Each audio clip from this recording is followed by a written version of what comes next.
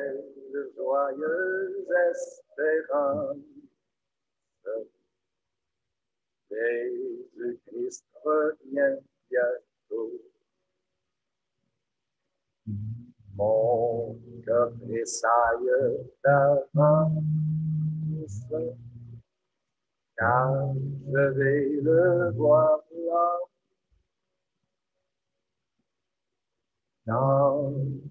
Bien-aimés frères et sœurs en Christ, joyeux sabbat, je vous salue au nom de notre Seigneur Jésus-Christ. Nous allons continuer nos études, message des trois anges, message que nous avons commencé il y a quelques semaines, pour ne pas dire des mois. Et nous avons encore beaucoup à voir dans ces études, cette série d'études. Et aujourd'hui, donc, je vous invite à voir la suite. J'espère bien que vous connaissez le chemin maintenant, les grandes lignes, les quelques lignes que nous allons suivre, vous les connaissez, j'espère, puisque une ligne de réforme. Nous avons vu comment les étapes, les différentes étapes. Et donc aujourd'hui, nous allons voir les fondements du message de ce dernier temps. Donc avant de commencer, nous allons demander au Seigneur de nous assister, que les anges soient déployés autour de chacun de nous, afin que son message puisse toucher notre cœur, faire à nous l'œuvre qu'il faut, donc le changement qui devra se faire à nous, afin que nous puissions marcher dans la lumière, dans la voie de la sanctification. Donc, je vous invite, nous allons prier ensemble. Quelle gloire avec lui, ses enfants.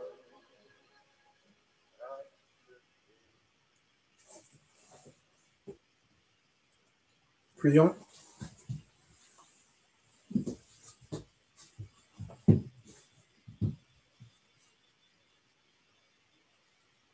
Béni soit ton nom, Père éternel.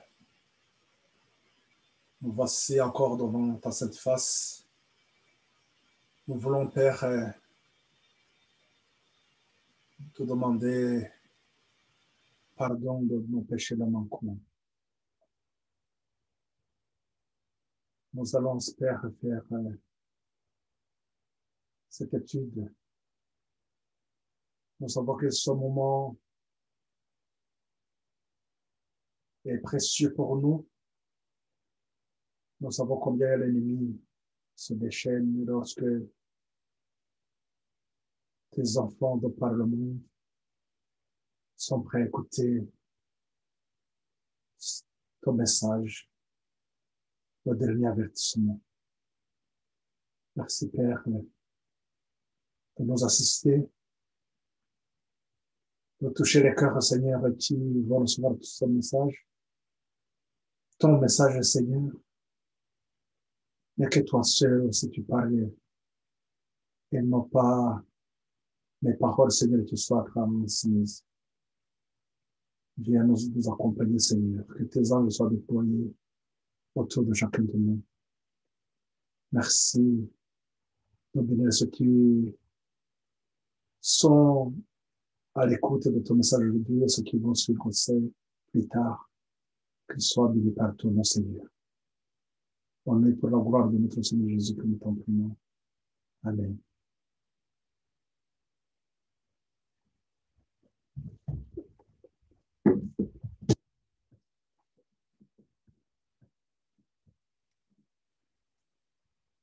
Oui, donc, Le message donc de 3 anges que nous avons commencé il y a quelques semaines, voire même des mois. Ce message que nous l'avons vu, c'est la dernière portion de l'évangile éternel, donc la dernière portion de Genèse 3:15. Et nous sommes donc à la fin des temps.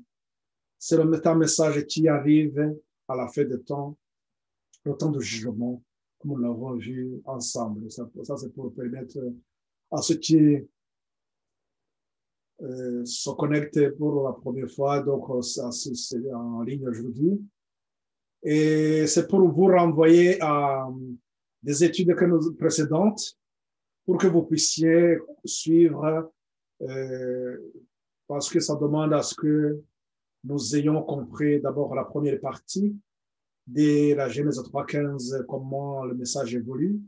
Donc, nous avons vu comment les trois grandes étapes, ou bien les trois messages, les trois grandes vérités salutaires, les trois étapes, un message de repentance, un message de justice du Christ, un message aussi de jugement. Donc, nous sommes dans la dernière phase de l'œuvre et du Christ.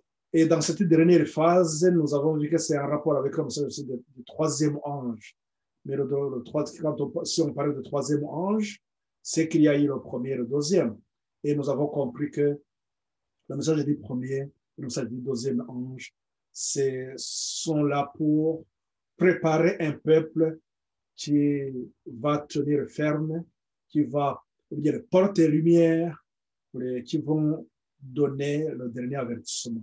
Donc, nous voulons l'histoire du premier ange, le message du premier ange, deuxième ange, d'Apocalypse 14, 6-12, c'est le message du premier et du deuxième ange. Nous avons compris aussi que ça concernait l'histoire des Millérites.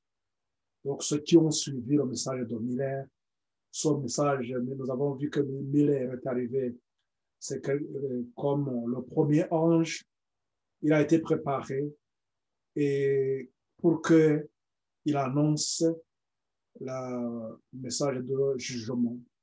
Le message du premier ange, craignez Dieu et rendez-lui gloire car le jugement est arrivé. Et nous avons compris aussi que ce message qui arrive à la fin du temps, il est en rapport aussi avec le dernier avertissement qui annonce la fin du temps de grâce. Ça veut dire que nous sommes à la fin. Ça veut dire qu'un message il est donné pour que le monde se prépare à la fin de l'histoire de ce monde, pour que l'Église aussi se prépare à la fin de son histoire. Je vais vous rappeler, à ceux qui me suivent sur Zoom, vous pouvez suivre directement les images, mais ceux qui me suivent sur Facebook, je vais vous envoyer les images après. Donc, après l'enregistrement, vous aurez ça comme d'habitude. Mais ça va vous permettre, bien sûr, d'approfondir les études. Et cela veut dire tout simplement que chacun, ce que je vous donne ici, je ne vous donne qu'un aperçu, c'est-à-dire la grande partie, c'est à vous de vous plonger vraiment dans les études. La même démarche que Miller a fait, ça doit être, comme je vous rappelle toujours, ça doit être la vôtre aussi pour que vous puissiez comprendre vous-même la vérité. Et ce que je fais, c'est que je ne fais que vous orienter tout simplement. Et donc là, le message que nous allons voir le fondement du message de dernier temps. Et ce fondement, nous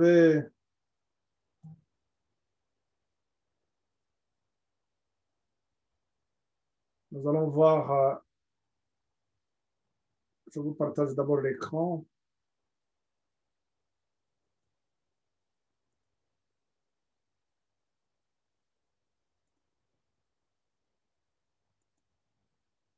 Donc le message est donc le fondement.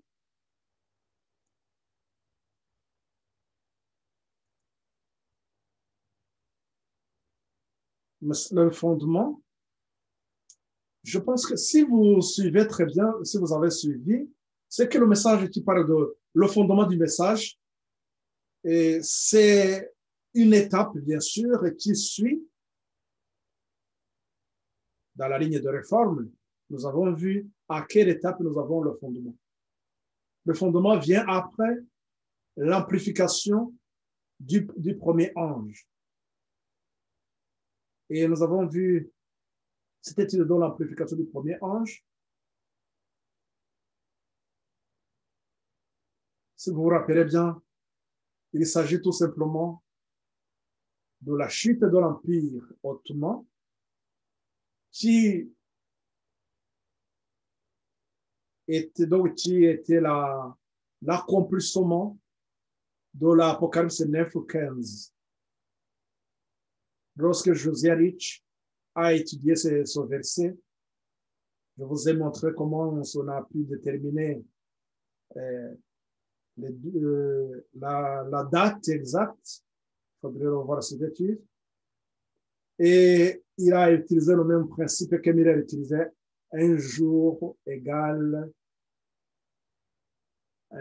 une année, comme nous l'avons dans Nombre 14:34, ou bien dans Ézéchiel 4 au verset 6.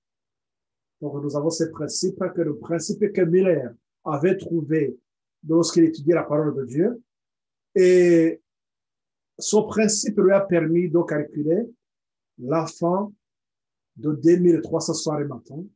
Et voilà que Miller, il a fait, quand il faisait ses études, c'était en 1816, et il a été arrivé à la conclusion en 1818.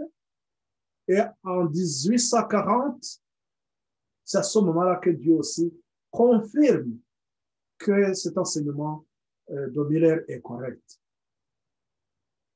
Et Dieu confirme son principe. Et nous avons vu que les étoiles, ce que j'appelle les étoiles, c'est-à-dire que malgré qu'il y avait la ténèbre partout, il y avait des hommes et des femmes à gauche dans des petits groupes, partout qui suivaient l'enseignement, qui, en étudiant la parole de Dieu, étaient arrivés aussi à la même conclusion que la fin du temps est proche.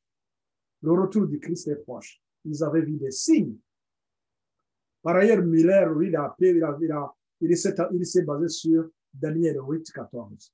La fois passée, nous avons vu que même s'il y avait des hommes qui étaient partout que la lumière, le message de l'Apocalypse 14, le message du premier ange, a éclaté simultanément dans tous les coins de la terre, dans la chrétienté, bien sûr, et que ces hommes qui étaient dans les coins les plus éparpillés, là où partout ils étaient dans les régions, ils étudiaient et ils arrivaient aussi à cette conclusion. Voilà que le message, donc, l'amplification du message du troisième ange était là. L'amplification le message du premier ange était là pour confirmer au monde entier, à ceux qui avaient des doutes, que réellement le message est verdict et que c'est correct. Donc, nous allons donc voir le fondement. J'aimerais que d'abord on arrive à placer, savoir réellement sur notre ligne, donc sur notre ligne de réforme, ou à quel niveau, pour que vous puissiez bien visualiser. Rappelons-nous que donc, dans la ligne de réforme, Miller a eu le temps de l'accroissement des connaissances, de Daniel donc 12:4. Lorsqu'il s'est approprié la parole de Dieu, il a pu trouver justement Daniel 8:14, 2300 soirs et matin, le sanctuaire sera purifié. Donc, on est dans la formalisation du message. Et dans la formation du message, nous avons vu comment il a pris le temps de vérifier. Il est arrivé à la conclusion en 1818, il a pris encore 5 ans entre de voir réellement s'il n'y a pas d'erreur. Ce que nous avons vu que c'est 1 Pierre 3, 16, là où on nous dit que nous devons être à mesure de répondre à toute personne qui nous pose la question en rapport de notre foi. Là, c'était une façon d'affirmer sa foi. Et nous avons vu comment Dieu aussi l'a accompagné et pour affirmer sa foi. Et nous avons vu que c'est en l'an 1831, lui qui a commencé à prêcher. Nous avons vu qu'il y a eu donc les signes qui l'ont accompagné pour affirmer sa foi et pour aussi affirmer la foi de ceux qui écoutaient sa prédication, son enseignement, pour les rassurer que réellement que c'est vrai ce que Miller est en train d'enseigner.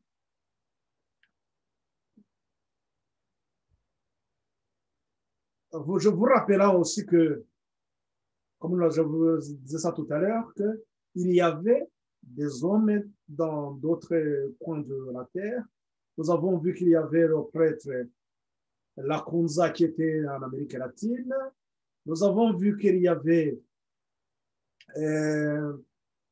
Joseph Wolf qui a fait le Moyen-Orient, même l'Afrique du Nord.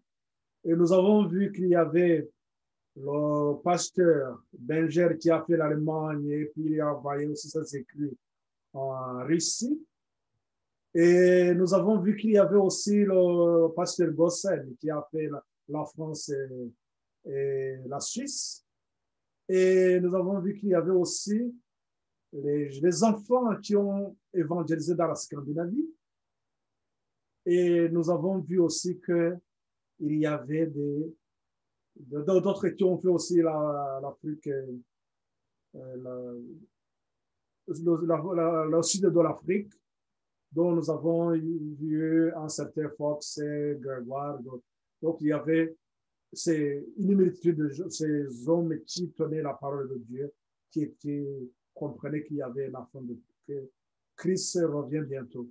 Et dans ce mouvement de réveil, donc c'est ça que Dieu a confirmé. Il a réaffirmé à ceux qui avaient des doutes avec l'amplification du premier message, le message du premier ange annoncé par Miller. Son message, Dieu l'amplifie avec Josiah Rich qui confirme que le principe ange regarde une année en étudiant, donc Apocalypse 9, 15. Donc nous allons voir le fondement, la base donc, de ce message et après on aura à voir l'activité de l'ennemi, comment la lumière a été rejetée par une multitude et que Satan a multiplié son œuvre pour empêcher que les gens rentrent dans l'œuvre du deuxième ange, c'est-à-dire la voie de la sanctification.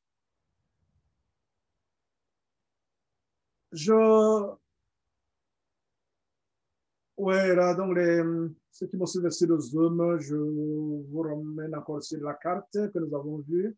Et sur cette carte, donc, c'était comment le message du premier ange a été déployé. Donc, pour vous rappeler aussi que ce message, Miller, lui, a commencé à prêcher en l'an 1831, alors que Joseph Wolf, lui, a commencé en l'an 1821, donc 3 ans après Miller. Et que Miller arrive à la conclusion. Et voilà que donc tous ces pasteurs, le prêtre même Lacunza, tous ces gens, ils ont commencé à prêcher même avant Miller. Donc c'était pour vous dire tout simplement que son message est arrivé d'une manière simultanée. C'est la façon dont Dieu conduit son œuvre. Donc il n'y a pas un groupe de personnes ou bien un ministère qui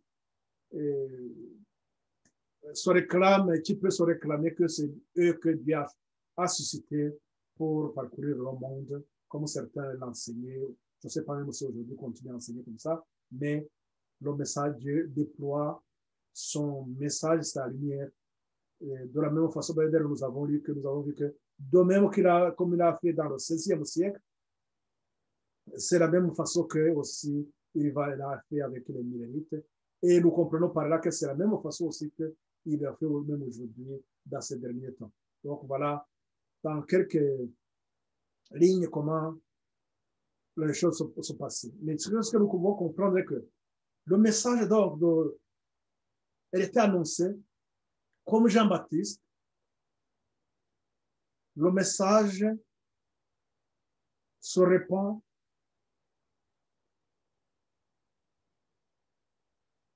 le message donc de repentance, le message du premier ange, est annoncé dans l'esprit et dans la puissance d'Élie.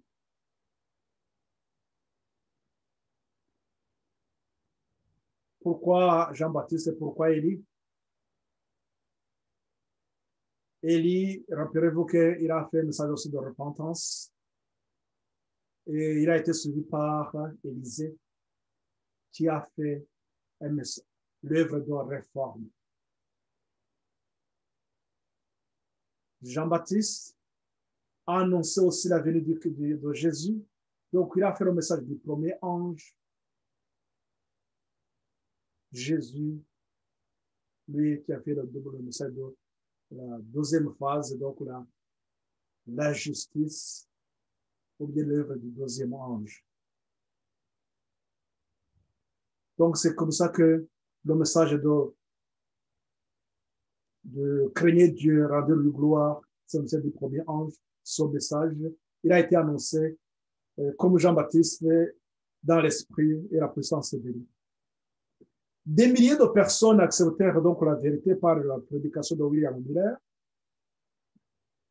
Des serviteurs de Dieu, animés de l'esprit de la puissance de Dieu, proclamèrent le message.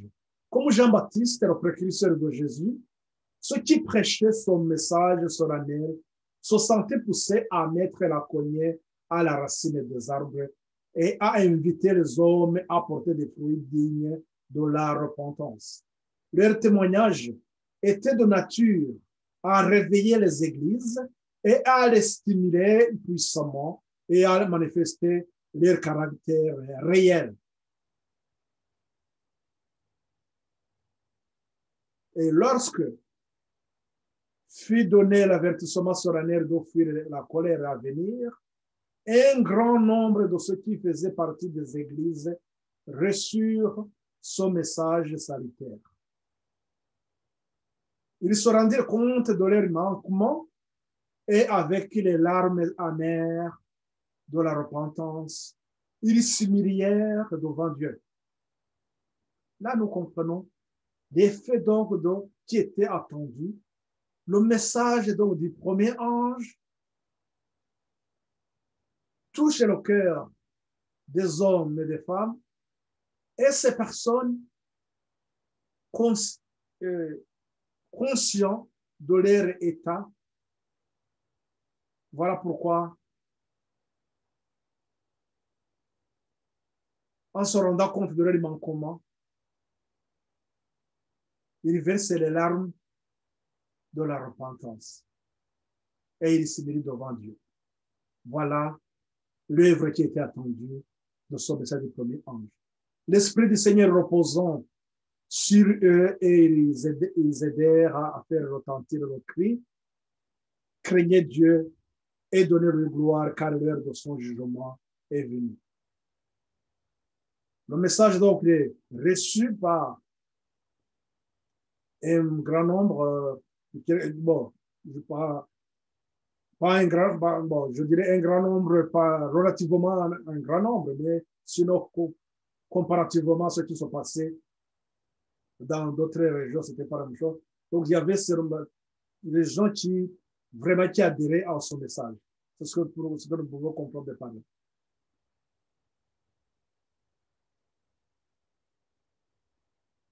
Des prophéties soulevant donc partout un vif intérêt. L'explication des prophéties qui semblaient faire coïncider le retour du Christ avec l'année 1844 produisit une profonde impression aux États-Unis. Son message est passé d'un temps à l'autre, soulevant partout un vif intérêt. Bien des gens, convaincus de l'exactitude des arguments tirés de la prophétie, sacrifiaient volontiers leurs idées préconçues et embrassaient la vérité. Des pasteurs, abandonnant leur vie sectaire et leurs sentiments personnels, renonçant à leur traitement et à leur église pour seconder ceux qui proclamaient la venue de Jésus. Voilà son message. On est en train de voir l'effet de son message. Même les pasteurs, ils ont abandonné leurs églises. D'abord, ils ont laissé de côté leurs idées qu'ils avaient, les faux enseignements qu'ils avaient mis dans leur esprit, qu'ils ne comprenaient pas. Et donc, ils renoncent à leur traitement. Ils disent, voilà, pour le salaire, ça, c'est pas un problème. Et de leurs églises, ils acceptent d'être radiés, mais ils se joignirent au mouvement des minorités pour proclamer son dernier message. Et comme le nombre de pasteurs qui a accepté son message était relativement restreint, ce dernier fut surtout confié à des laïcs.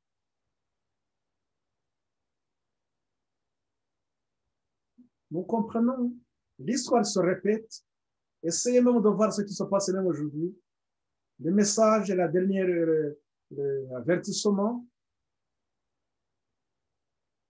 la lumière que Dieu donne à son Église, on voit que les pasteurs sont censés faire cette œuvre, donc éclairer les membres de l'Église. Ils combattent cette vérité. Et on voit que la plupart des cas sont des laïcs qui font cette œuvre. Donc, les prophéties qui continuent à se lever, donc c'est intéressant qu'on a vu que même des fermiers quittaient leurs champs, des artisans leurs outils, des négociants leurs marchandises et des hommes de carrière libérales leur profession. Mais le nombre de ces ouvriers restait bien insuffisant, compte tenu donc de la grandeur de l'œuvre. La condition d'une église refroidie et des mondes plongés dans les ténèbres pesait lourdement sur le cœur des véritables sentinelles. Aussi endurait-elle la fatigue et la privation pour appeler les hommes à la conversion et au salut. En dépit de l'opposition de Satan, l'œuvre du Seigneur progressait rapidement et des milliers d'âmes acceptaient la bonne nouvelle du retour du Christ. Voilà réellement que le message, il a eu la puissance, rappelez-vous, l'amplification du message du premier ange, et cette puissance faisait que, malgré que l'opposition de Satan, l'œuvre du Seigneur progressait rapidement et des milliers d'âmes acceptaient la bonne nouvelle du retour du Christ. Vous pouvez lire ça dans la tragédie des siècles à la page 398, au deuxième paragraphe. Donc, c'est le fondement dont je vous ai parlé au début, il y a la carte de 1843. Dès 1843, 1840, donc il y a ce grand réveil. Nous allons voir tout à on va essayer de placer réellement à quel moment nous avons ces principes ou bien le fondement, c'est sur quoi même son message s'est appuyé pour pouvoir toucher les cœurs des gens et pour que des milliers arrivent. Dès 1842, donc 2 ans après l'amplification du premier ange, le conseil est donné par cette prophétie d'écrire les visions, la vision prophétique, et de la graver sur les tables afin qu'on puisse la lire couramment, avait suggéré à Charles Fitch la préparation d'un tableau prophétique illustrant les visions de Daniel et de l'Apocalypse.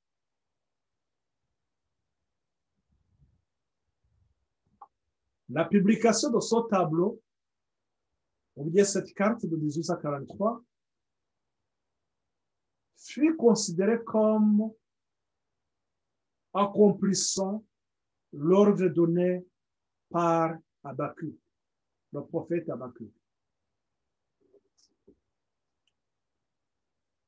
Nous allons, lisons ce que le prophète Habakkuk, ce que Dieu, au chapitre 2,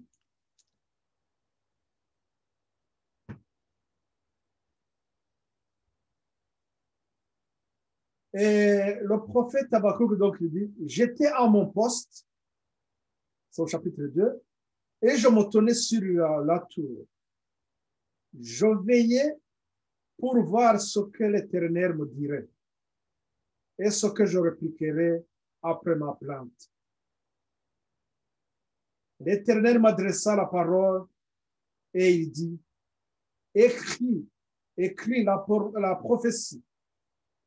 Écris la prophétie.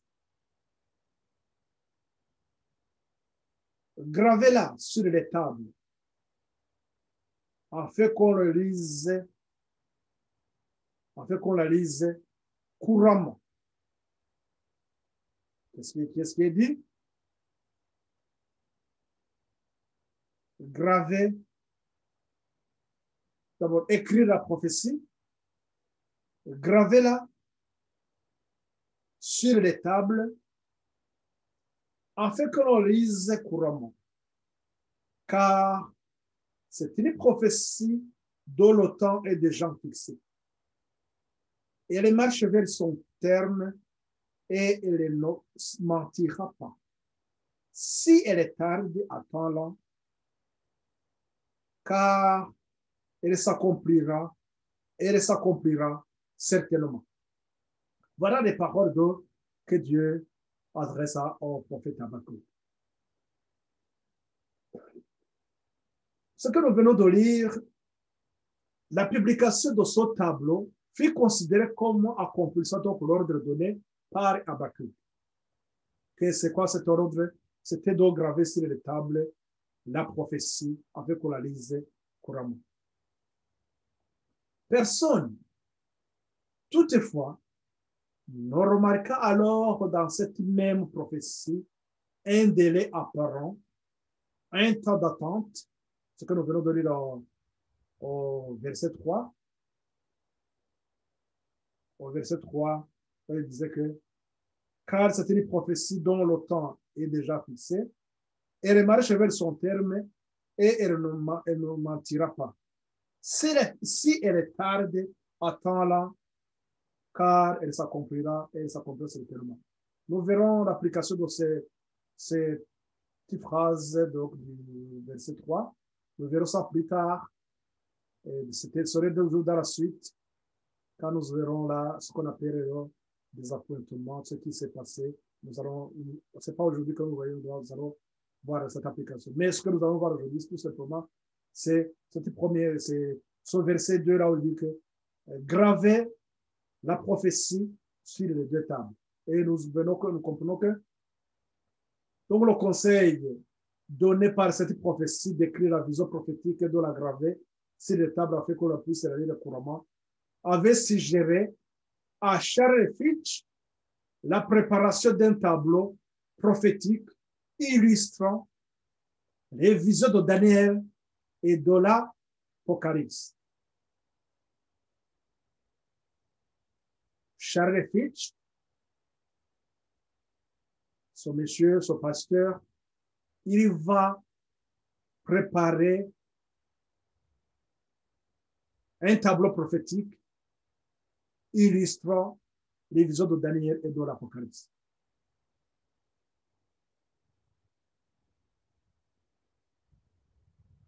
Après le désappointement, cette déclaration paraît très significative.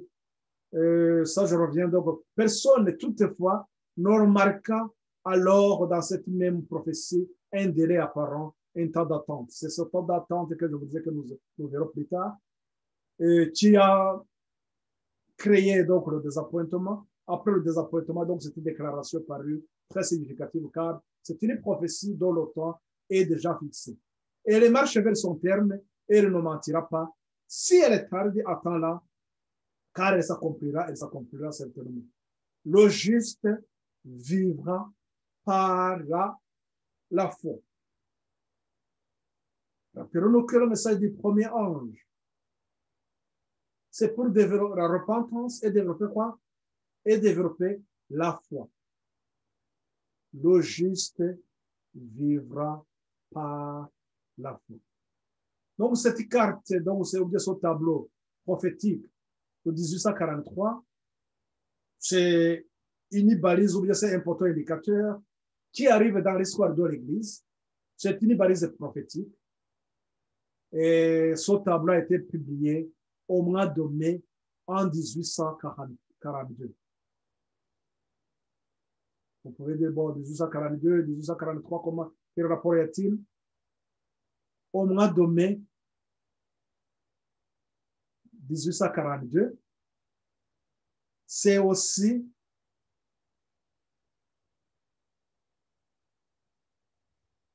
le deuxième mois de l'année 1844 parce que le calendrier juif, l'année commence la fin du mois de mars. Voilà pourquoi, donc au mois de mai, c'est-à-dire que l'année venait de commencer, deux mois, l'année venait de commencer.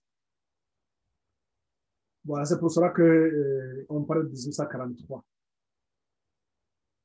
On avance un peu vers, donc je vous montre ce tableau, ceux qui me suivent sur Zoom, vous voyez le tableau facilement. Ce tableau, comme je vous disais, donc c'est 1843, il y a des chiffres qui sont sur ce tableau.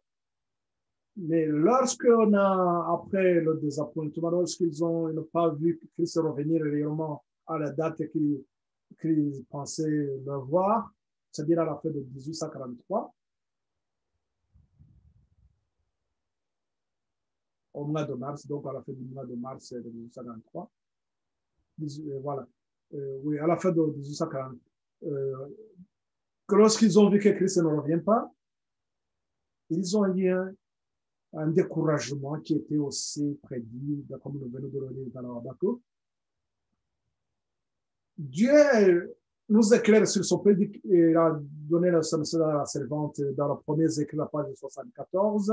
Il dit que j'ai vu que ce qui avait fait la carte de 1843 avait été dirigé par le Seigneur et qu'elle ne devait pas être modifiée. Les chiffres étaient exactement ce qu'il désirait qu'il fasse.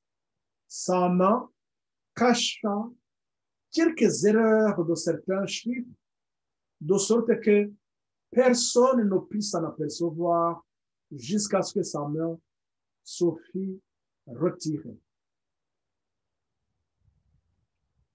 Là, nous pouvons se dire, poser la question, pourquoi même il y avait cette erreur, pourquoi ils n'ont pas pu remarquer ça?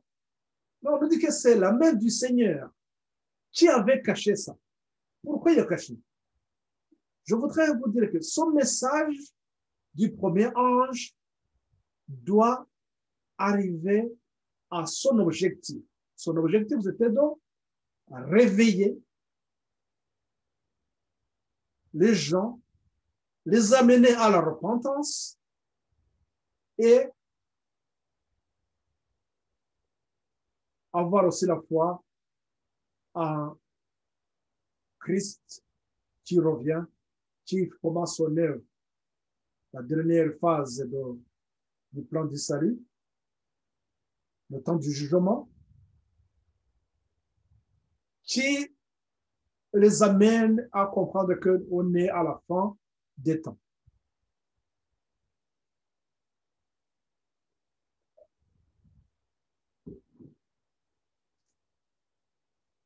Donc, voilà, c'était ça l'objectif de ce message. C'est pour ça de dire que l'erreur qui était là, Dieu l'a permis.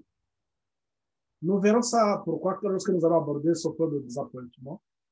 Nous verrons que c'est comme ça que Dieu nous conduit dans il faut que chacun ait le temps de s'approprier de la parole de Dieu et l'appliquer dans sa vie. C'est l'erreur. C'est pas d'ailleurs, il y a un terme qu'on utilise souvent que nous apprenons par nos erreurs. Là, c'est avec cette erreur que les gens comprennent qu'ils ont un manquement dans l'approche, dans la façon dont ils étudient la parole de Dieu aussi. C'est pour ça que même aujourd'hui, lorsque nous voyons dans quelques ministères où les gens enseignent quelques vérités, comme je vous le rappelle de temps en temps, il y a quelque part là où il y a quelques erreurs, mais il y a des erreurs que Dieu tolère. Parce que son message, ou bien la mission que nous avons est de réveiller les gens. Mais le moment vient aussi lorsque ce point devient beaucoup plus clair. Mais le problème, c'est lorsque cette lumière arrive, ou bien ce point devient beaucoup plus clair, et que les gens continuent à faire arrêter et puis à refuser le message, refuser la lumière. C'est à ce moment que les gens tombent dans les ténèbres. Donc, comprenons que ce message, donc voilà, sur cette carte 1843, il y a quoi? Nous avons vu qu'il y a la prophétie de Daniel et la prophétie de l'Apocalypse. Et c'est ce que même j'ai utilisé avec ce tableau, c'est de ce tableau que j'ai tiré cette chaîne prophétique que j'essaie de montrer ça de ma façon. Et lorsque je posais la question pourquoi 1843, 1844, c'était une façon tout simplement de ramener nos pensées à ce qui s'est passé en 1844, c'est-à-dire le temps du jugement, et ramener aussi les gens à comprendre, bien étudier les prophéties de Daniel et voir comment Dieu nous a beaucoup éclairé, nous a donné la lumière sur notre chemin, bien sûr. Comme je vous dis que Daniel est là, les prophéties de Daniel constituent des balises, des photos indicateurs qui nous montrent là où nous sommes dans le temps, donc c'est notre temps prophétique.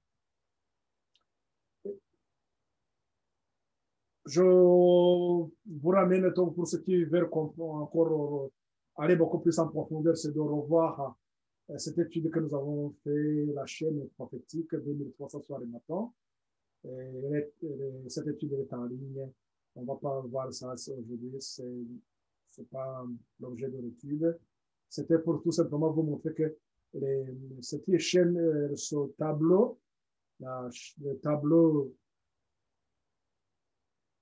prophétique 1843, nous donne ces éléments que j'ai essayé de présenter autrement et montrer sur une chaîne pour montrer tout simplement que moi je visais à montrer 1843, 1844. Et Dans cette histoire, dans ce tableau, là où il y a la prophétie de Daniel, les prophéties d'Apocalypse, si nous faisons le lien avec le fondement du message, je vous ramène à un tableau que nous voyons souvent, je vous ramène de temps en temps, cette histoire des Millérites, le message du premier ange, deuxième ange,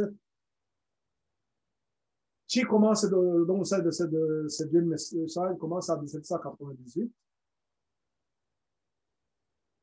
Et la formalisation, comme nous avons vu de Miller, nous avons vu que le message de Miller était basé sur 2300 soirs et matins, Daniel 8, 14. Et ce message qui annonçait, le message du premier qui annonçait, craignez Dieu, rendez-lui gloire, car l'heure de son jugement est arrivée.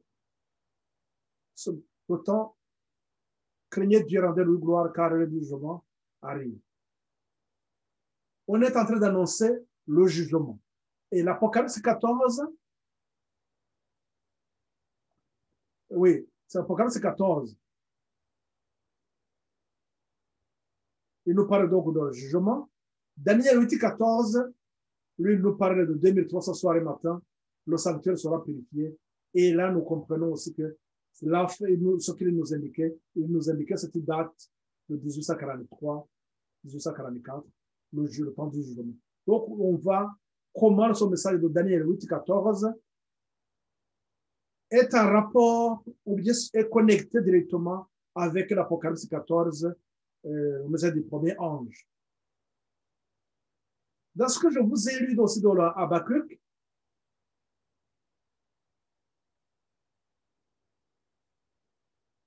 nous avons au verset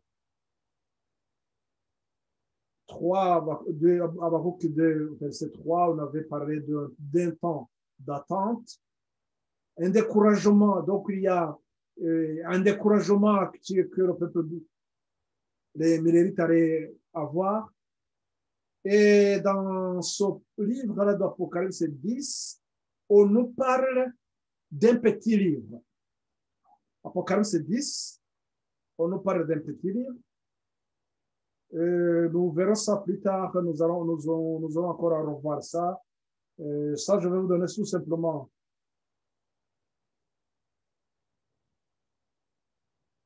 Je vais vous donner tout simplement un verset qui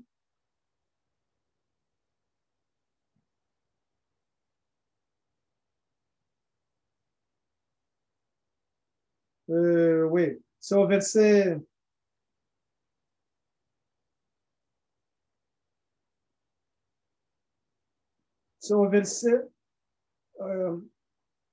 au verset 9. Ou bien, on peut commencer par le verset 8 pour comprendre le contexte. Ce que je vais vous parler tout simplement, c'est que ce chapitre de l'Apocalypse 10 nous donne d'autres éléments. Entre autres, c'est ce que je vais vous donner, c'est le petit, on nous parle d'un petit livre ouvert, qui est doux dans la bouche, mais qui est amer dans le ventre. Cela aussi est en rapport avec l'histoire des Millérites. Et la voix au verset 8, donc on nous parle d'un petit livre donné à Jean. Et la voix que j'avais entendue du ciel me parla de nouveau et dit, va, prends le petit livre ouvert dans la main de l'ange qui se tient debout sur la mer et sur la terre. Et j'allais vers l'ange en lui disant de me donner le petit livre. Et il me dit, prends-le et avale-le. Il sera amer à tes entrailles, mais dans ta bouche, il sera doux comme du miel. Je pris le petit livre de la main de l'ange et je l'avalai, et il fut dans ma bouche doux comme du miel. Mais quand je l'eus avalé, mes entrailles furent remplies d'amertume. Puis on me dit, il faut que tu prophétises de nouveau sur beaucoup de peuples, de nations, de langues et de rois. Ce texte, on reviendra sur ce texte. Ce que je voulais tout simplement vous dire, cette histoire donc de ce petit livre était doux dans la bouche, mais lorsqu'il arrivait dans les entrailles, il devait être très amer. Cela tout simplement vient nous parler de cette histoire de Millerite. Comment Miller, en étudiant donc les prophéties, il avait beaucoup de joie. Je crois que je vous ai lu ça, vous vous rappelez? Il avait la joie. Pour lui, c'était quelque chose de vraiment de merveilleux. Hein? Mais lorsque ce qu'il a enseigné lorsqu'il est au moment où il ne va pas se réaliser, il tombe dans un découragement total. Et c'est pas lui seul. Avec tous les autres aussi qui étaient avec lui, tous ces pasteurs que nous avons vus, tous ces laïcs, comme je vous ai dit tout à l'heure, tous ces gens, ils étaient dans le découragement.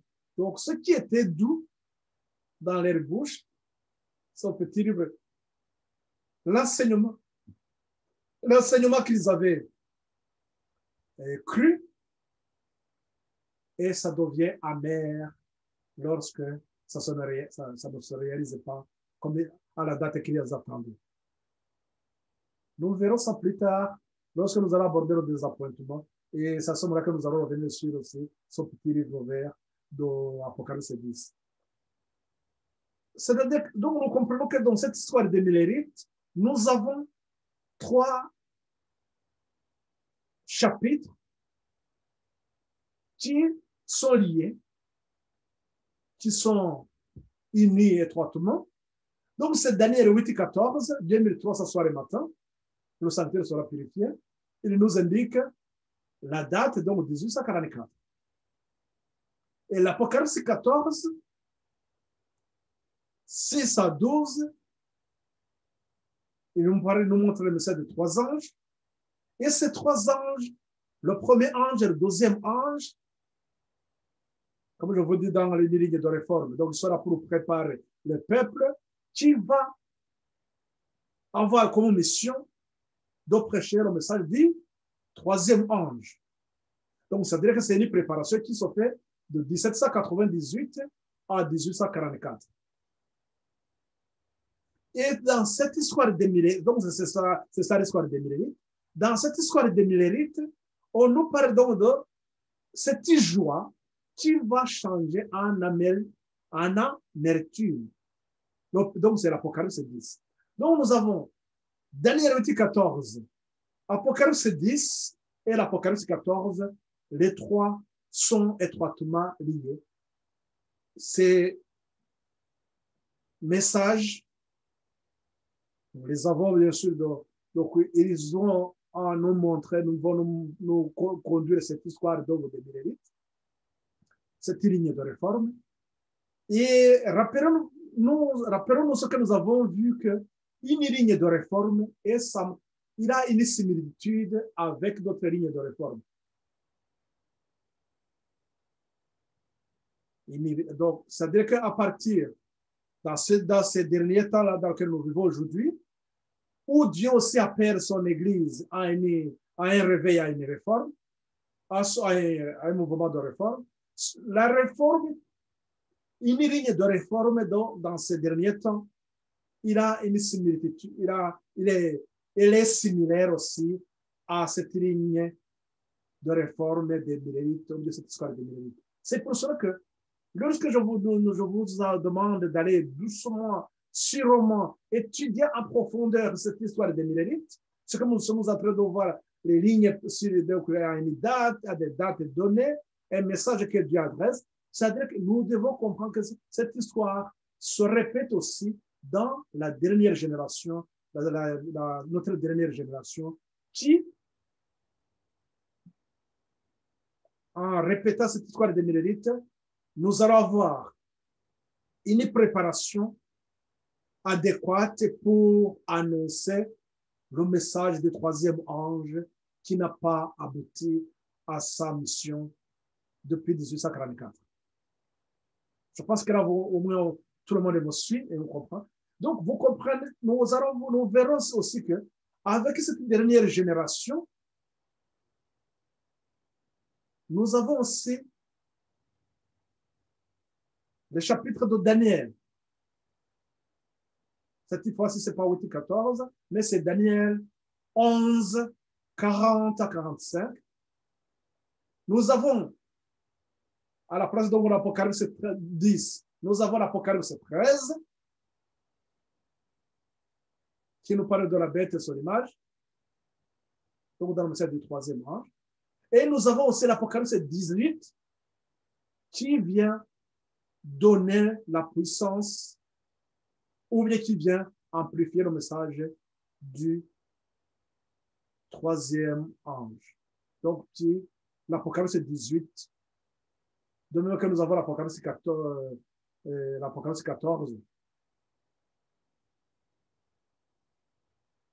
nous avons l'Apocalypse 18 pour aussi nous conduire dans cette ligne de réforme, dans la ligne de réforme, et qui répond à la prophétie de Daniel 11, 40 à 45.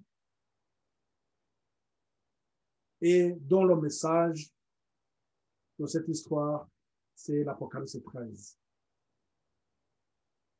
La bête et son image. C'est ça donc l'objet du message du troisième ange. C'est-à-dire que la préparation, le message du premier et le message du deuxième ange était là pour préparer un peuple qui doit annoncer le message du troisième ange. Donc, dans notre dernière génération, l'Apocalypse 18, dans l'Apocalypse 18, nous avons deux appels, c'est-à-dire l'Apocalypse 18, 1 à 3, qui correspond à cette expérience des Lévites.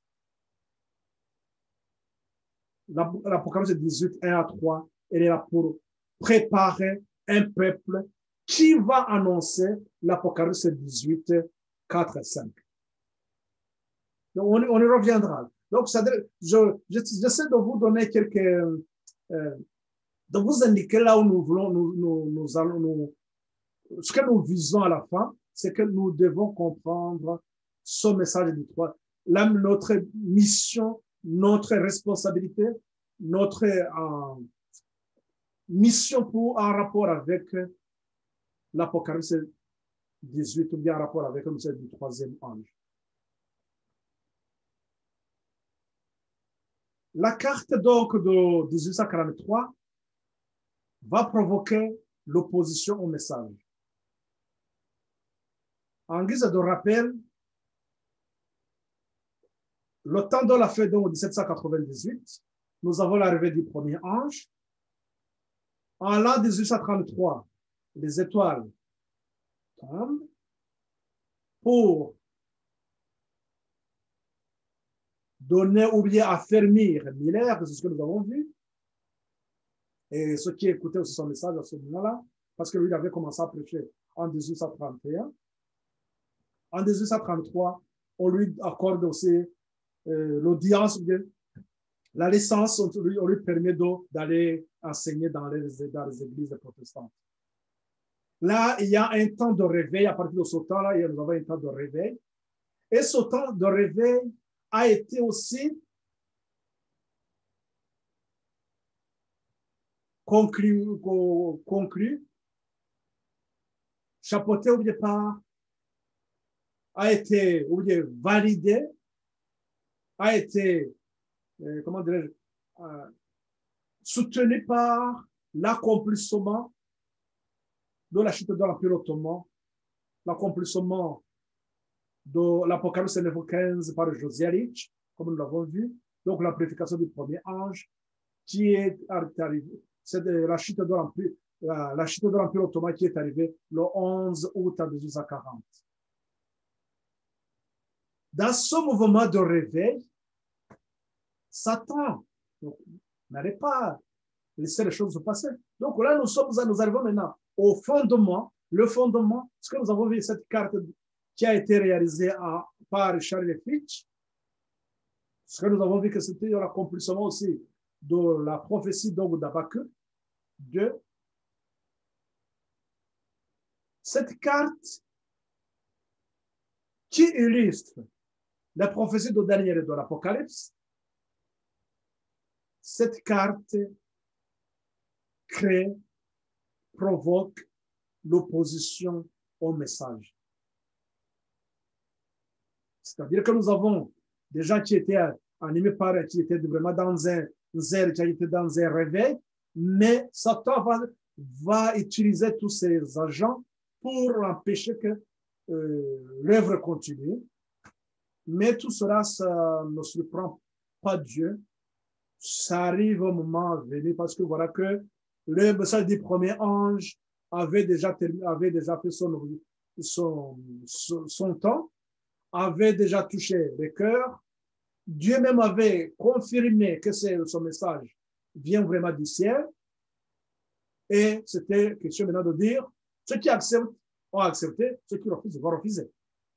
Et nous avons vu que son message du premier ange, on avait parlé qu'il s'agissait de l'église de Sardes, à qui Dieu adressait ce message. L'église de Sardes, nous avons vu que c'était donc ces protestants,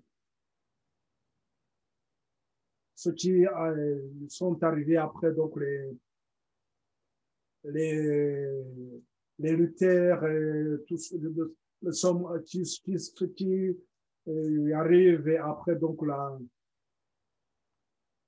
le mouvement de réforme du XVIe siècle, et qui à ce moment-là était déjà refroidi.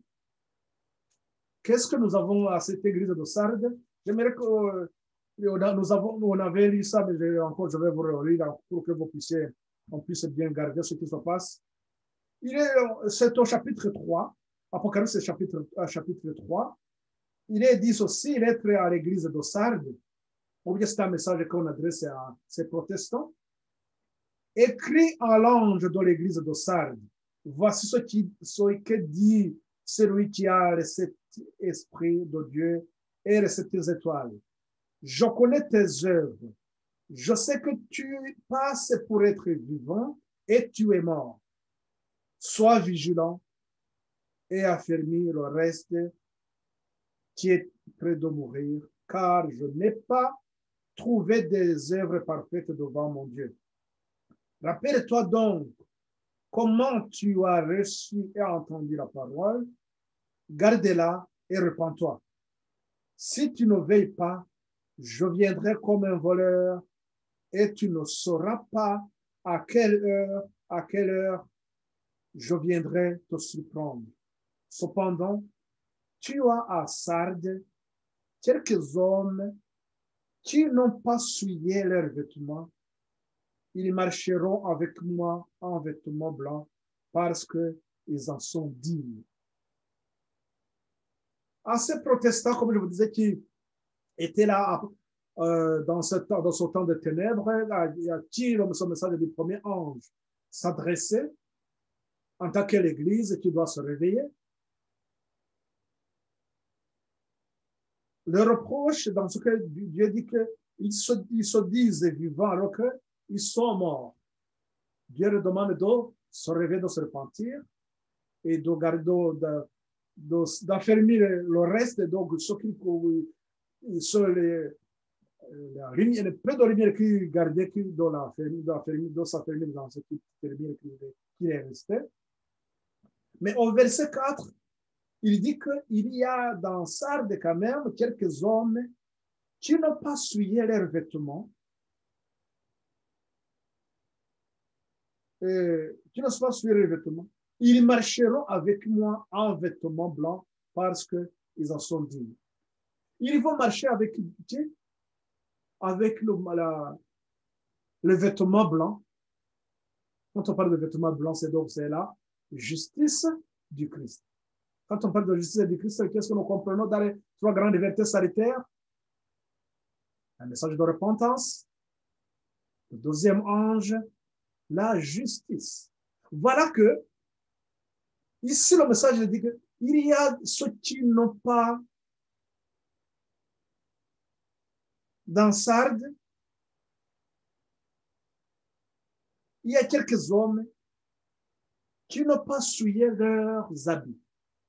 Donc, si nous comprenons bien, ce sont ceux-là qui ont accepté son message, qui étaient dans ce mouvement de réveil, suscité par le message du premier ange, et c'est ceux-là qui pouvaient marcher avec Christ et rentrer dans la voie de la sanctification, et c'est-à-dire qui avait porté l'habit blanc de Jésus, donc la justice du Christ. C'est-à-dire que là, nous sommes donc dans cette partie, nous avons une balise, nous allons séparer le premier ange et le deuxième ange, et voilà que la carte devient un sujet d'achoppement, c'est-à-dire que les gens vont refuser cette lumière, les prophéties de Daniel et les prophéties de l'Apocalypse. En refusant ce message, ils rejettent complètement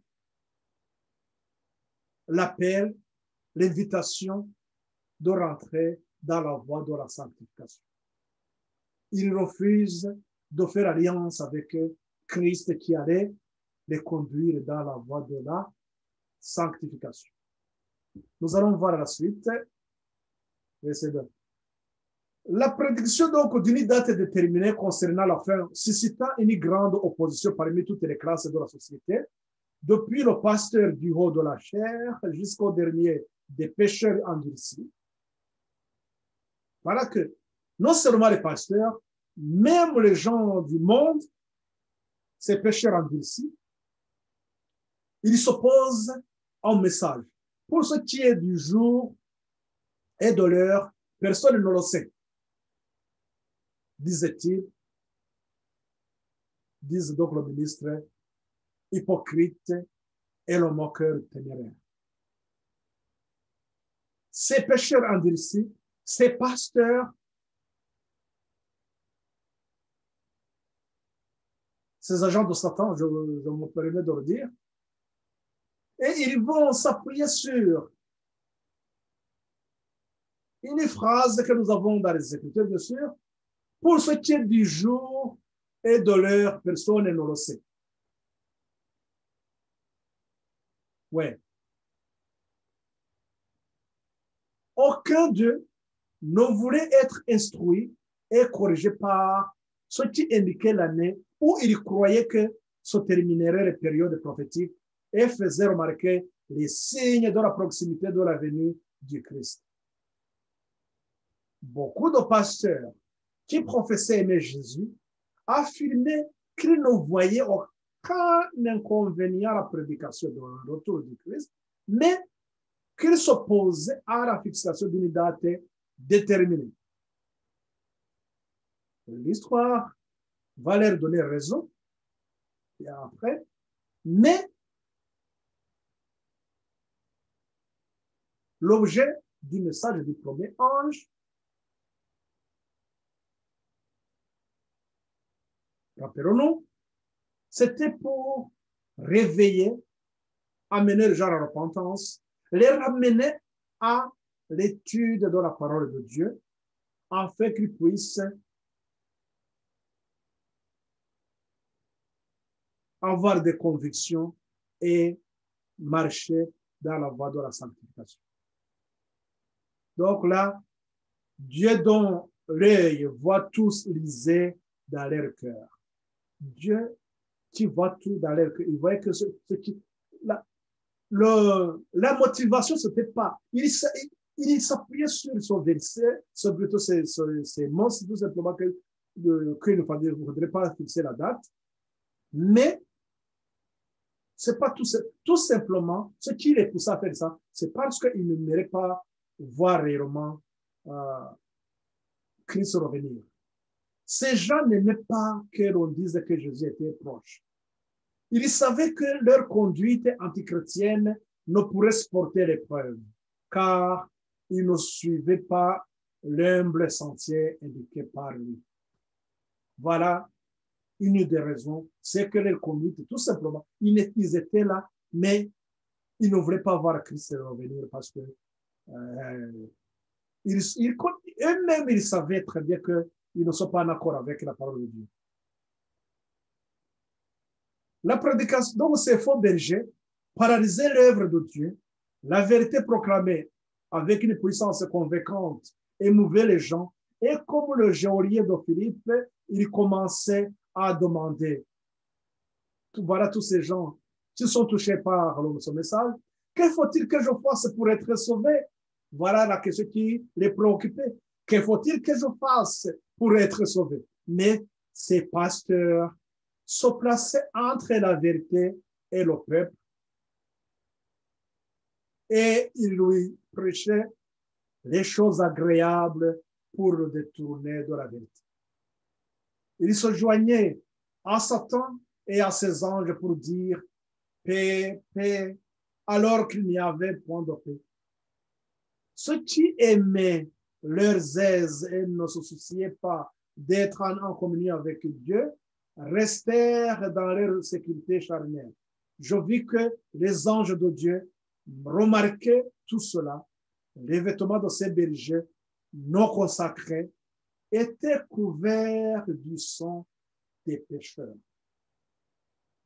Ces faux pasteurs, ces faux bergers, qui se mettaient qui se plaçaient entre la vérité et le peuple, et qui empêchaient des choses agréables, et qui prêchaient des choses agréables pour détourner le peuple de la vérité. La parole nous dit que sur les vêtements étaient couverts du sang des pécheurs. Rappelons-nous ce que nous avons vu dans Ézéchiel 3, 17. C'est ce qui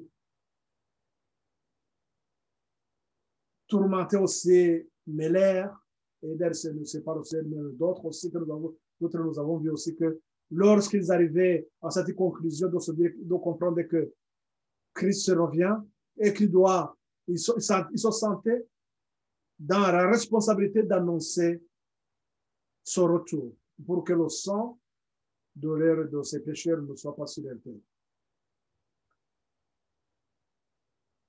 Les pasteurs déconseillaient l'étude des prophéties. Je ne sais pas si ça nous rappelle quelque chose.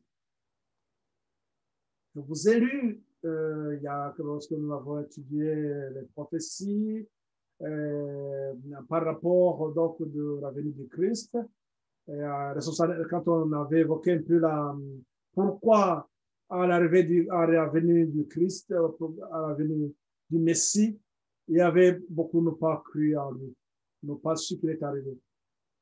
On avait vu que à ce moment-là,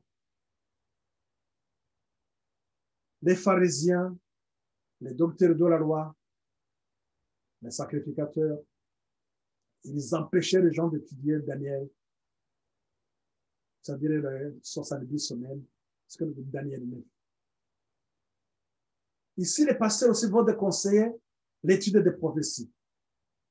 Les arguments tirés des périodes prophétiques étant irréfutables, les contradicteurs en déconseillaient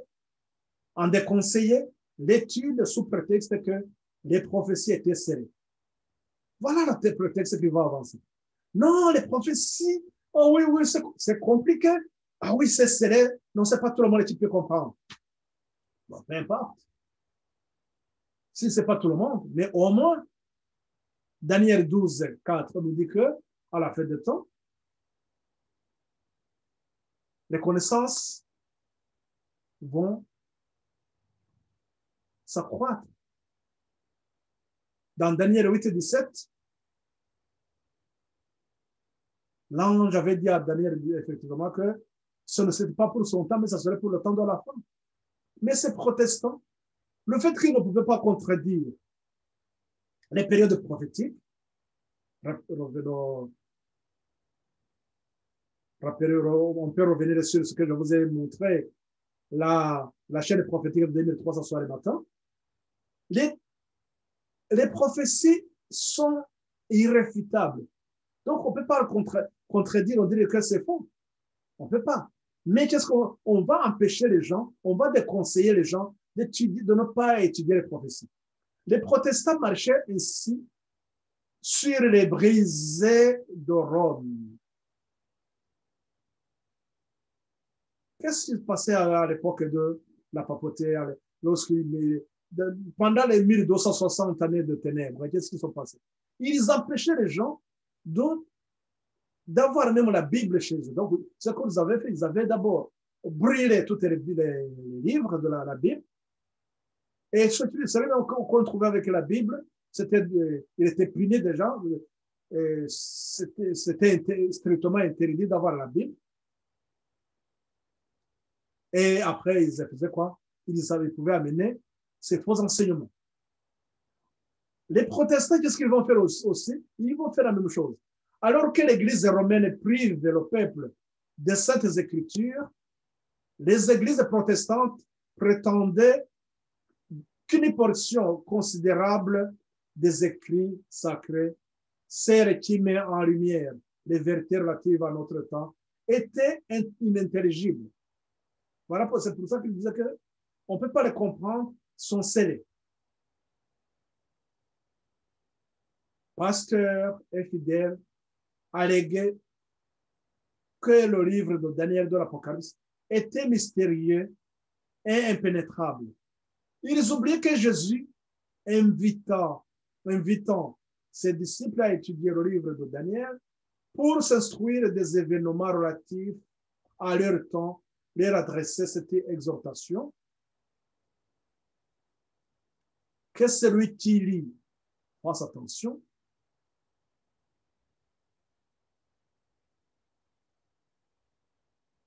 Quant à l'affirmation que l'Apocalypse est un mystère insondable, elle est contredite par le titre même du livre. L'Apocalypse, ou bien on nous dit que c'est la révélation de Jésus-Christ que Dieu lui a donné pour montrer à ses serviteurs les choses qui doivent arriver bientôt. Heureux celui qui dit et ceux qui entendent les paroles de la prophétie et qui gardent les choses qui sont écrites, car le temps est proche. Donc, c'est l'Apocalypse, le chapitre 1, donc le premier verset vraiment de l'Apocalypse. On dit que c'est un message que Dieu, c'est la lumière, c'est la révélation que Dieu donne à Jésus pour que Jésus montre à ses serviteurs ce qui va arriver. Donc, c'est pour cela que lorsque ces pasteurs disaient que ce sont des choses, c'est un mystère, c'est insondable. Donc, c'est contraire au titre même de ce livre. Le livre dit que ce sont des révélations. Et dans Daniel 8, 14, plutôt 8, 17, il était bien dit que c'est l'ange avait dit à Daniel que c'est pas pour son temps, que ce serait pour le temps de la fin. Au temps de la fin, comme nous avons dans Daniel 12. Daniel 12, verset 4, il nous est bien dit que toi, Daniel, tiens secrète les paroles et serre le livre jusqu'au temps de la fin. Plusieurs alors le liront et la connaissance augmentera. Mais la question, j'espère qu'aujourd'hui, cet argument n'est pas encore utilisé. Si cet argument est encore utilisé, qu'on nous explique quand est-ce qu'on arrivera à ce temps de la fin. Je pense que pour vous qui étudiez avec moi, nous avons montré seulement qu'en 1798, à la lumière de l'accomplissement des prophéties, nous avons vu que c'était justement au temps de la fin, 1798. Donc, c'est après 1798 qu'on pouvait avoir la lumière, donc les révélations. Donc, c'est-à-dire que ce qui était scellé, ce n'était pas. Donc,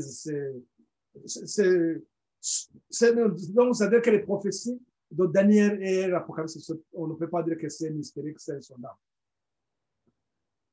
Bien aimé, donc, nous voyons combien Satan s'acharne, et d'ailleurs, on peut voir aussi actuellement ce qui se passe. Qu'est-ce qui se passe aujourd'hui? Les ministres qui refusèrent d'accepter son message salutaire empêchèrent les autres aussi de le recevoir. C'est ça l'objectif. C'était de non seulement, et il refuse, et il va avoir aussi le zèle d'empêcher les autres aussi de recevoir la lumière. Voilà les agents de Satan, comment ils travaillent. Les ministres qui refusèrent d'accepter son message salutaire empêchèrent les autres de le recevoir. Le sang de leurs semblables était sur eux. Comme on l'avait vu tout à l'heure, que s'il serait effectivement le sang de ces gens, de ce qu'on empêche, était sur leurs habits. Ils s'unirent au peuple pour persécuter William Miller et ses associés. De faux bruits circulèrent dans le but de nuire à son influence. Mais toutefois, alors qu'il présentait avec force le conseil de Dieu et expliquait à ses auditeurs des vérités tranchantes, il soulevait la rage de quelques-uns qui l'attendaient à la sortie pour lui faire un mauvais coup. Voilà ce qui se passe aussi. Même ils vont l'attendre dehors. Rappelez-vous ce qui se passait lorsque Jésus aussi, lorsqu'il enseignait, il voulait le pousser dans les ravins. Donc, il voulait le tuer depuis. Et voilà, lorsque ces vérités, donc les vérités de Miller, il tranchante qu'elles soient,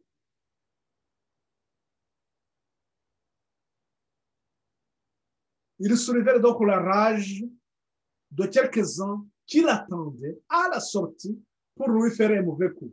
Mais des anges de Dieu le protégeaient et le conduisaient en lieu sûr, car son œuvre n'était pas encore achevée.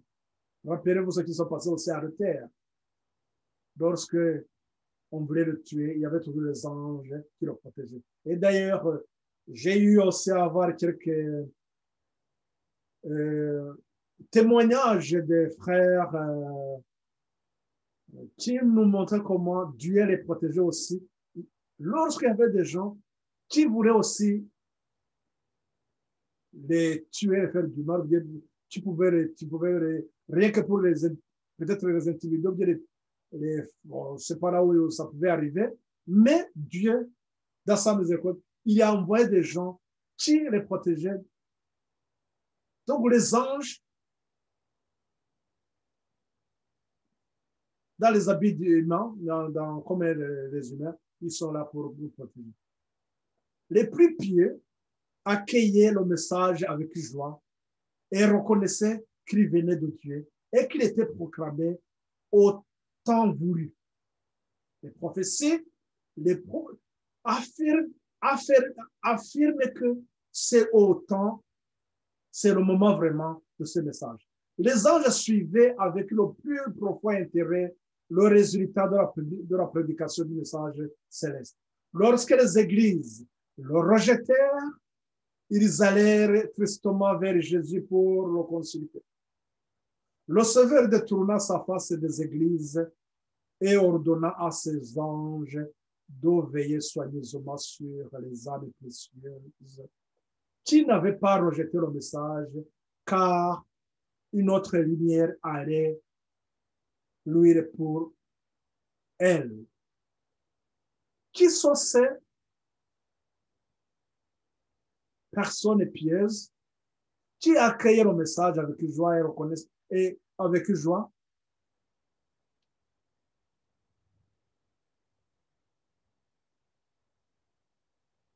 Ces âmes précieuses qui n'avaient pas rejeté le message, car une autre lumière allait lui pour elle. Rappelez-vous ce que nous avons lu tout à l'heure pour concernant Sardes. C'est ceux-là qui n'avaient pas souillé leurs habits. Et c'est ceux-là qui allaient recevoir la lumière, qui allaient marcher avec Christ et avec un habit blanc, dans les vêtements blancs. Donc là, les habits, la justice de Christ, le message du deuxième ange. L'œuvre du deuxième ange, la voie de la sanctification. Après la repentance, l'autre message salutaire, c'est la justice. Et le troisième message salutaire, c'est le jugement. Je pense que c'était encore, vous rappellerez, rafraîchir un peu votre mémoire, la triple avertissement, ou bien les trois messages salutaires, les trois étapes aussi dans notre chemin.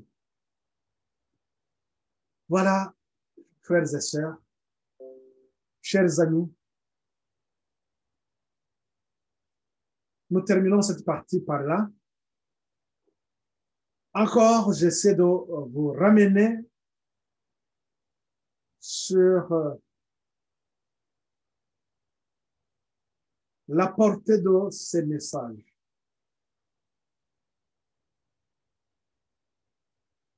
Le message du premier ange,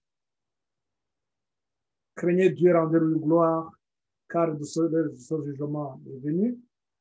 Ce message, nous venons de voir que ce message, il est étroitement lié avec l'Apocalypse 14, et plutôt Daniel 8, 14.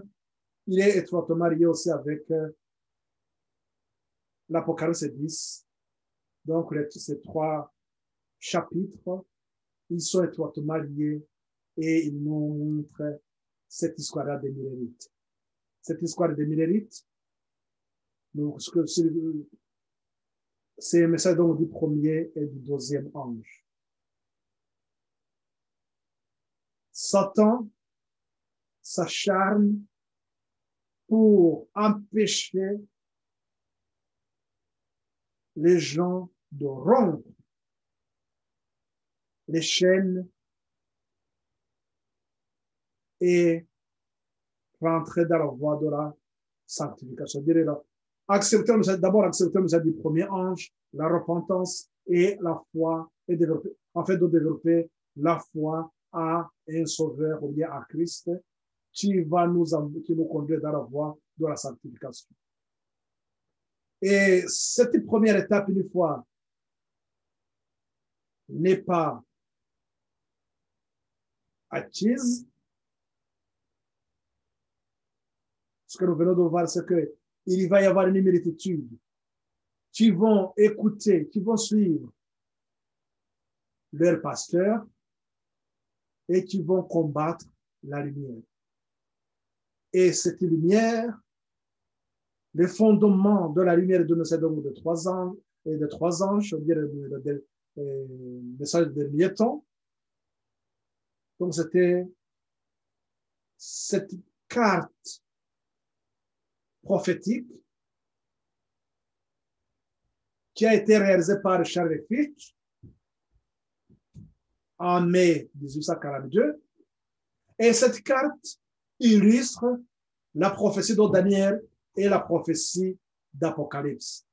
Et la lumière donc de Daniel et de la lumière d'Apocalypse, nous avons vu que c'est, comme nous venons de le lire tout à l'heure dans l'Apocalypse chapitre 1, du premier verset au verset 3, nous avons vu que c'est un message ou bien les révélations que Dieu donne à Jésus pour que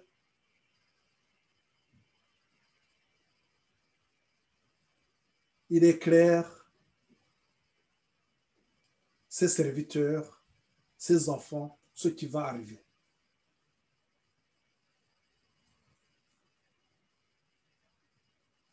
Ces messages, ils sont là pour nous éclairer sur la dernière partie, la dernière évangile, la dernière phase, ou bien la dernière portion de l'évangile, même celle des 3 anges. Voilà que aujourd'hui, certains, ils sont prêts dans les églises à gauche, à droite, avec ces mêmes pasteurs qui ont refusé cette carte, ces prophéties, cette lumière donc sur le dernier Apocalypse, et ils continuent aujourd'hui, continuent à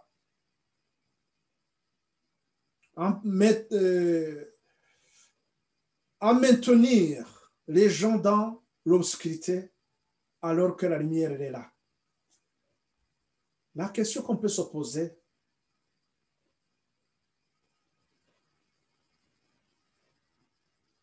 est-ce que nous sommes-nous conscients que notre vie, notre salut est en jeu? Le message de 3 anges, ou bien toute la parole de Dieu, les 3 grandes vérités salutaires, c'est une question de vie ou de mort. Ce qui s'est passé, c'est l'histoire, mais de l'histoire, nous devons en tirer des leçons afin de pouvoir marcher humblement devant notre Seigneur et pour qu'il nous conduise à Cana céleste. Nous verrons la partie qui va suivre avant de commencer le 2e ange. Je reviendrai pour encore vous donner quelques quelques détails aussi. Bon, comment tout simplement cette activité de l'ennemi, et c'est bon, vous pouvez même peut-être continuer à lire vous-même, mais je vais essayer de revenir sur ce point aussi pour vraiment comprendre, pour que chacun puisse comprendre les ruses de l'ennemi et essayer d'évaluer, de voir ce qui se passe autour de nous-mêmes. Aujourd'hui, nous avons une multitude d'enseignants, d'églises qui naissent du jour après jour. Mais qui n'enseignent pas la parole de Dieu.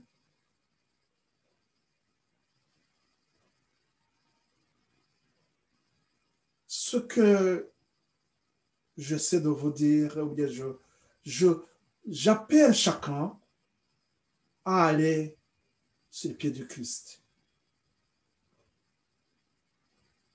Je répète encore ce que je vous dis tout le temps. L'Église ne sauvera personne,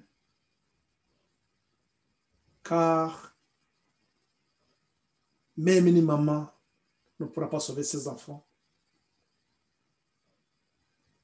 L'homme ne pourra pas sauver sa femme et la femme ne pourra pas sauver son mari. Chacun individuellement. Donc, c'est-à-dire, à plus forte raison, comment pouvons-nous confier notre âme à des pasteurs, à des faux enseignants qui pervertissent la parole de Dieu, des choses beaucoup plus claires. Donc, on refuse de marcher dans la lumière. Donc, pourquoi? Donc, c'est qu'on est dans l'obscurité. Il y a 2 chemins, la lumière et l'obscurité.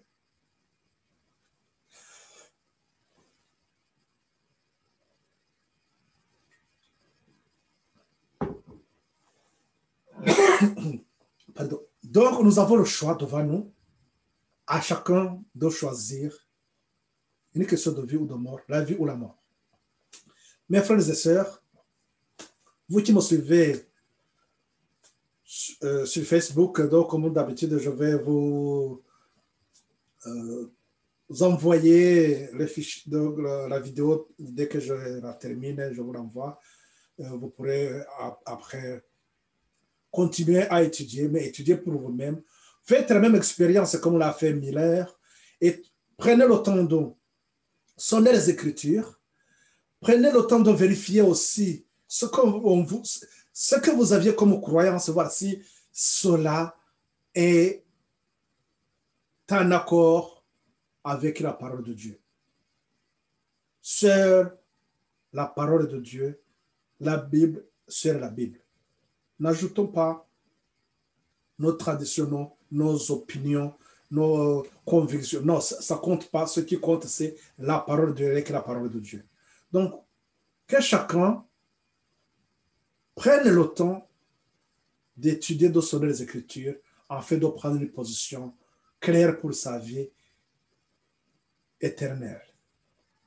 Ma prière pour vous est que le Seigneur vous accompagne dans peu que vous connaissez et ayez vraiment la volonté d'aller beaucoup plus en avant et chercher ce qui occupe notre intérêt, c'est-à-dire la vie éternelle. Priez pour vous et pour moi. Je prie aussi pour vous et pour moi, avec ensemble qu'un jour, lorsque Christ reviendra, on pourra nous retrouver ensemble, entre deux, dans la joie, dans l'allégresse de rencontrer notre Seigneur. Bon, donc à la prochaine occasion, on verra cette dernière partie du message du premier ange. Avant d'aborder le message du deuxième ange, nous verrons l'activité de l'ennemi, comment l'ennemi intensifie ses stratégies. On y reviendra. On aura le temps encore de quelques temps de revoir ça. Bon, que le Seigneur vous accompagne. Ma prière pour vous et pour moi. Amen. Nous allons d'abord terminer avec la prière.